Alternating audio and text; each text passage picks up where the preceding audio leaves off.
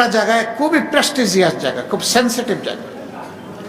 সেখানকার স্বল্প আয়ের চাকরিজীবী যারা, তারা বলল এখানে দাসত্ব প্রথা চলে। আপনারা যদি তাদের বাসায় ক্ষমতায় যান, আমরা ক্ষমতা বলি না, আমরা বলি দেশ সেবার সুযোগ, আপনারা যদি ক্ষমতায় যান তাহলে এই বিষয়টা দেখবেন। আমি জানতে চাইলাম সেই দাসত্বটা কেমন। যা পাইলাম তা দুঃখজনক। নিজের জুতাও পরিষ্কার করে দিতে হয়, সাহেবানের জুতাও পরিষ্কার করে দিতে হয়, খুলে দিতে হয়, পরিয়ে দিতে হয়। যাকে দেওয়া হচ্ছে তিনি তরুণ, যিনি দিচ্ছেন তিনি বঞ্চ একটু বয়স্ক। সবই তো উলট পালট হয়ে গেল, মানবতা থাকলো কোথায়?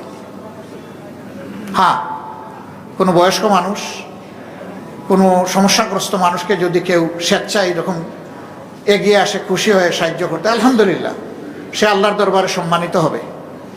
কিন্তু সে স্বল্প আয়ের মানুষ বলে আমার এবং আমার ওয়াইফেরও জুতার সমস্ত ধুলাবালি তাকেই পরিষ্কার করে দিতে হবে, তার বয়স যাই হোক না কেন।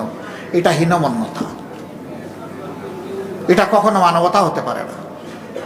আমরা ওই সমাজটা পাল্টাতে চাই। আমরা একটা কেয়ারিং সোসাইটি, একটা দরদি সমাজ গড়তে চাই, যেখানে প্রত্যেকটা মানুষ প্রত্যেকটা মানুষকে সম্মান করবে, ভালোবাসবে। তিনি আমার পরিচিত হোক অপরিচিত হোক, for me enough he or she is an human being. আর কিচ্ছু লাগে না আমার, যে তিনি একজন মানুষ, এতটুকুই আমার কনসিডারেশনের জন্য, তাকে সম্মান করার জন্য যথেষ্ট। আল্লাহকে ভয় করলেই কেবল এটা সম্ভব, অন্যভাবে সম্ভব নয়।